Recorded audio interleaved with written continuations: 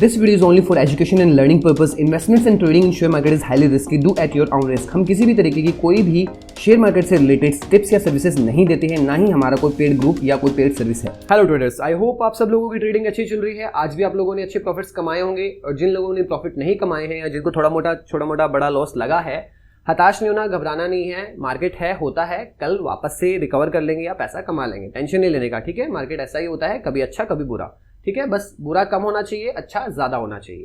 Fin Nifty की आज expiry थी, तो सबसे पहले हम फिन निफ्टी की बात कर लेते हैं। आज मार्केट में फिन निफ्टी में क्या हुआ, उसके बाद हम बात करेंगे कि आज कौन से ट्रेड हो सकते थे, किस तरीके से उनको एग्जीक्यूट कर सकते थे। उसके बाद हम बात करेंगे निफ्टी एंड बैंक निफ्टी में कल मेरे व्यू के हिसाब से मार्केट कहां जा सकता है, कहां मैं कल पोजीशंस ले सकता हूं, ठीक है।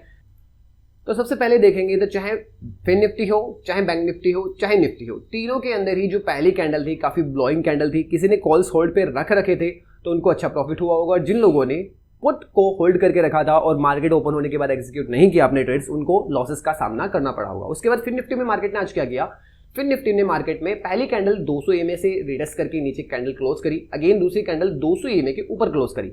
साथ में ही यहां पर अगर किसी ने नोटिस किया हो तो फिन निफ्टी के अंदर एक ऊपर रेसिस्टेंस जोन बना हुआ था। ये वाला जोन, मेरी ड्राइंग को थोड़ा अवॉइड करना, ये स्ट्रेट लाइन है एक, है ना। तो ये एक तरीके का सपोर्ट जोन था, रेसिस्टेंस जोन था, सॉरी। उसको यहां पर रेसिस्ट किया एंड अगेन यहां पर कैंडल क्लोजिंग करी।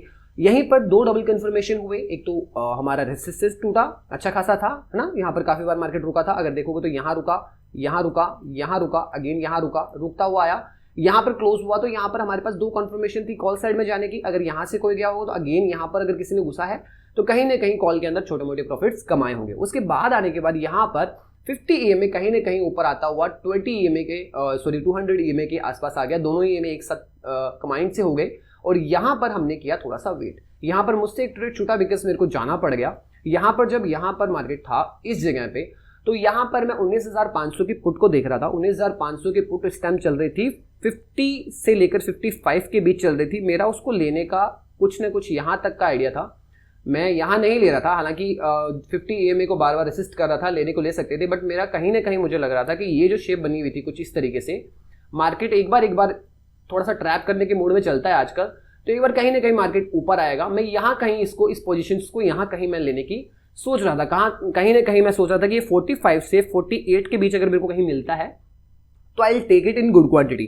बट हुआ क्या, मुझे किसी कारणवश बाजार जाना पड़ा, अचानक से फोन आ गया मेरा, किसी वजह से जाना पड़ा, काम आ गया था, तो मैं इसको नहीं ले पाया। और जब मैंने देखा मार्केट को तो वही हुआ, ये अराउंड 95 के आसपास घूम रहा था, पैसा डबल हुआ था इसके अंदर। अगर किसी ने यहाँ पर रेसिस्ट से लिया या फिर इसके बाद, जैसे सेकंड में ड्राइंग हटा देता हूँ, या फिर इसके जस्ट बाद अगर यहाँ पर कैंडल क्लोजिंग के बाद, अगर यहाँ पर एक रीटेस्ट के बाद अगर किसी ने लिया होगा तो यहाँ पर अच्छा पैसा बना होगा कहीं ना कहीं। बिकॉज यहाँ पर जो 19,500 का जो पुट चल रहा था वो almost full in the money के अंदर चल रहा था, क्योंकि उसके प्राइस बिल्कुल एकदम इंट्रेंसिंग वैल्यू के बराबर ही चल रहे थे। उसमें टाइम वैल्यू नहीं थी, 1-2 पॉइंट की ही टाइम वैल्यू दिख रही थी, है ना। तो ये अच्छा था। उसके बाद मार्केट ने यहाँ पर रैल देने के बाद यहाँ कहीं ना कहीं रुका, इस सपोर्ट को एक लेवल बनाकर यहाँ पर रुका। रुकने के बाद यहाँ पर भी सपोर्ट था, तो इसके रुकने के बाद कहीं ना कहीं यहाँ पर वापस इनको फेस करता हुआ ऊपर की साइड में वापस रैली ले गया। लेकिन ये लास्ट टाइम पे रैली थी तो बहुत कम लोग इसके अंदर जुड़े हुए होंगे, और मैं भी वैसे भी 3 बजे के बाद से ट्रेड लेना अवॉइड करता हूँ, ठीक है। अभी बात कर लेते हैं बैंक निफ्टी की। इसकी कल के लेवल्स नहीं देखेंगे हम, क्योंकि मैं फिन निफ्टी के अंदर काम नहीं करता हूँ। मैं सिर्फ उसके एक्सपायरी के दिन ही काम करता हूँ, या फिर सोमवार को थोड़ा बहुत देख लेता हूँ, या मंडे को, ट्यूसडे को काम करता हूँ, है ना। तो अभी बैंक निफ्टी और निफ्टी के बारे में देख लेते हैं। बैंक निफ्टी में भी सेम बड़ी कैंडल आई, अगेन 200 EMA के बाद ऊपर चला, और ये कल जो हमारा जोन था, एक कंसोलिडेशन जोन था, इससे निकलने के बाद ऑब्वियसली आपको इसे एज ए सपोर्ट, रेसिस्टेंस टूटने के बाद इसको एज ए सपोर्ट ट्रीट करना था। यहाँ पर अगर बार बार किसी ने अगर एंट्री ली हो, इसके टूटने के बाद भी यहाँ से एंट्री ली तो भी कॉल बैक प्रॉफिट बना। वापस यहाँ से इस वाले रेसिस्टेंस को फेस करता हुआ मार्केट नीचे आया। इसके बाद भी अगर यहाँ से दोबारा किसी ने अगर इस जगह से एंट्री ली तो उसको भी पैसे मिले। यहाँ पर इसके तोड़ने के बाद पुट साइड के अंदर इतना कोई खास, इसके अंदर कोई रैली नहीं है, कोई खास मोमेंटम नहीं दिया। अगेन वहीं जोन पर आकर 200 EMA के ऊपर क्लोजिंग करी, तो यहाँ पे कुछ लोग ट्रैप भी हुए होंगे। अगेन एक बड़ी कैंडल के साथ इसने ब्रेक किया 50 EMA, एंड अगेन यहाँ पर ये चीज हुई, और यहाँ पर पुट साइड में इसने इस जगह पे अच्छी रैली दी। यहाँ पर अगेन वही बात, लास्ट के अंदर मार्केट आ गया तो लास्ट के अंदर ज्यादा लोग नहीं घुसते हैं, कुछ लोग करते होंगे। मेरा ये सिनेरियो है कि मैं 3 बजे के बाद बहुत ही कम रेयर केस में एक्सपायरी को छोड़ के कोशिश करता हूँ ट्रेड लेने की, है ना। तो यहाँ पर ये रेंज जो हमारी कल की बनाई हुई थी, जहां पर काफी टाइम तक मार्केट ने टाइम स्पेंड किया था, तो कहीं ना कहीं यहाँ पर भी थोड़ी देर टाइम स्पेंड किया, इसको यहाँ पर क्लोज आया, यहाँ पर कहीं पर इसको ब्रेक किया, एंड अगेन यहाँ से ऊपर की तरफ चला गया, ठीक है।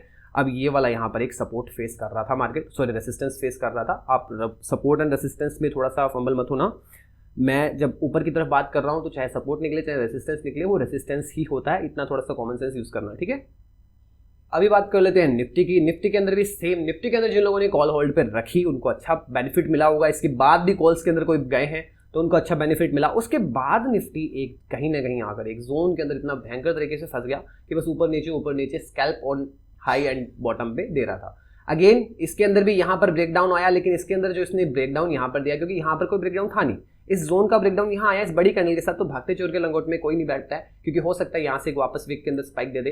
तो जो सही से ट्रेड करता है, जो अच्छे लेवल्स के अकॉर्डिंग ट्रेड करता है रूल्स एंड रेगुलेशन के साथ, तो वो इस कैंडल में नहीं घुसेगा, और घुसने के बाद यहाँ पर इतनी बड़ी कैंडल आने के बाद यहाँ से भी पुट नहीं लेगा, एटलीस्ट रिटेस्ट पे वेट करेगा। तो मे भी पॉसिबल कि यहाँ पर जो रिटेस्ट हुआ 50 मूविंग एवरेज से अगर कोई काम करता है, तो यहाँ पर अगर उसने किसी ने पुट लिया होगा तो उसको निफ्टी के अंदर थोड़ा सा कोस्ट टू कोस्ट या फिर नुकसान झेलना पड़ सकता हुआ होगा। यहाँ पर इस रेंज का ब्रेक करने के बाद मार्केट अगेन वापस गया, जो कंसोलिडेशन रेंज थी उसको फटाफट से निकाला। लेकिन यही बात है कि लास्ट के अंदर मूव आया था, तो लास्ट के मूव के अंदर की हम क्या ही बात कर सकते हैं, क्योंकि इतना ज़्यादा एक्टिवनेस नॉर्मली एक्सपायरी के अलावा 3 बजे के बाद लोग दिखाते नहीं हैं।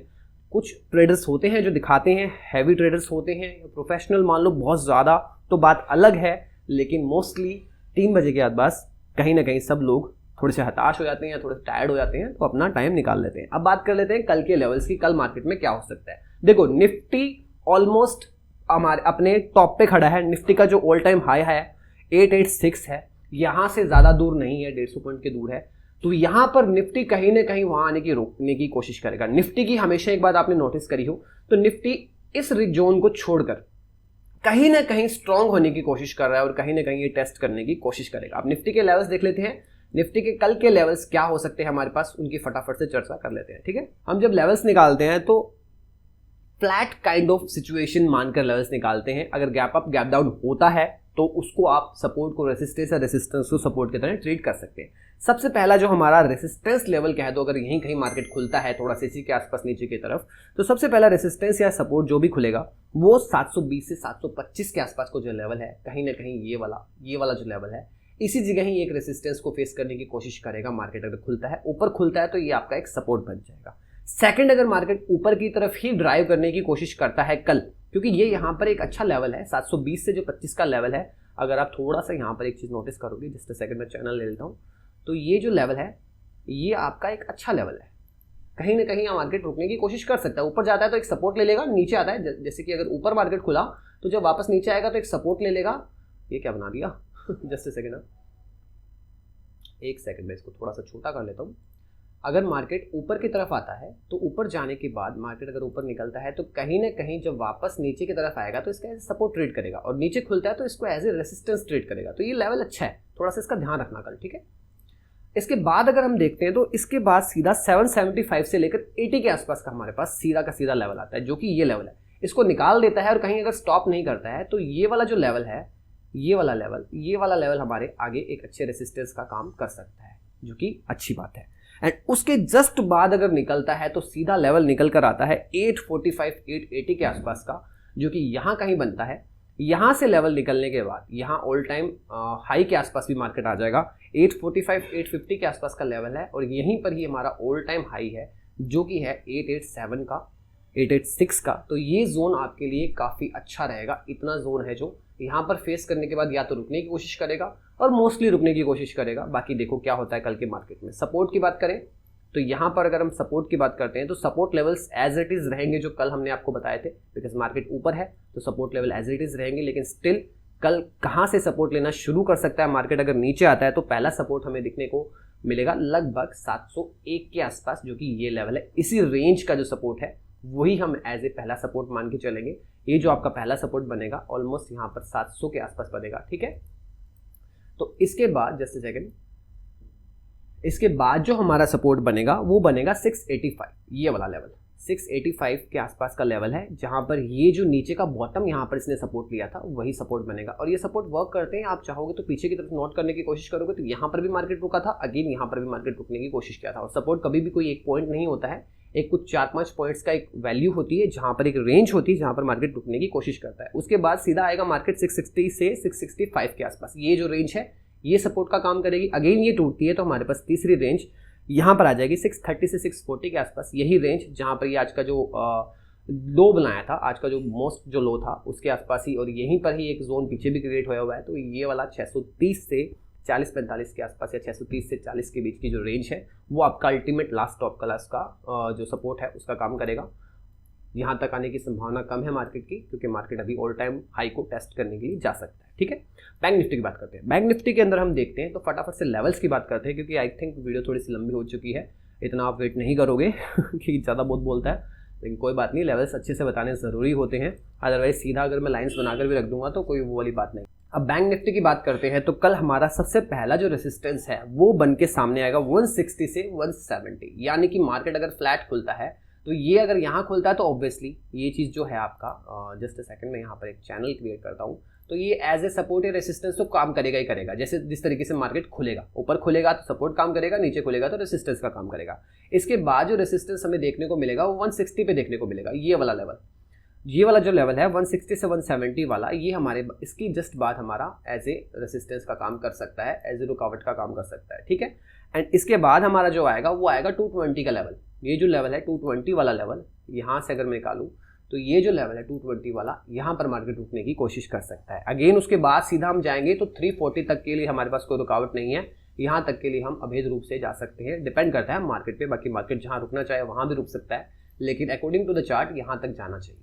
सपोर्ट की बात करते हैं तो सपोर्ट के अंदर हमारे पास आ जाता है 44040 का, यानी कि 44,040 का जो लेवल है, ये वाला लेवल ऑलमोस्ट, ये वाला हमारे लिए हमेशा के लिए ही ऑलवेज एक अच्छा सपोर्ट रहा है या रेजिस्टेंस रहा है जब भी मार्केट इसके पास आया है। ये बॉक्स का भी ऊपर है यहाँ पर, ये जो बॉक्स छोटा सा बनाया हुआ है, तो ये लेवल हमारे पास एक पहले सपोर्ट का काम करेगा। इसके जस्ट बाद 950 का जो लेवल है, ये वाला लेवल, ये लेवल हमारे पास अगले सपोर्ट का काम करेगा। यहाँ कहीं मार्केट रुकने की कोशिश कर सकता है, जैसे सेकंड 950 के आसपास का ये वाला लेवल है। ठीक है, ये वाला जो लेवल है ये आपके लिए नेक्स्ट सपोर्ट का काम करेगा। यहाँ से टूटता है तो अगला सपोर्ट मैंने बना रखा है लगभग 880 से 890 का लेवल है। ये भी टूटता है तो इसके जस्ट बाद हमारे पास 840 का लेवल आता है। तो ये कल मार्केट के आपके पास लेवल्स रहेंगे, इसके अकॉर्डिंग मार्केट काम कर सकता है। Thank you so much. Video अच्छी लगी तो कमेंट जरूर करें।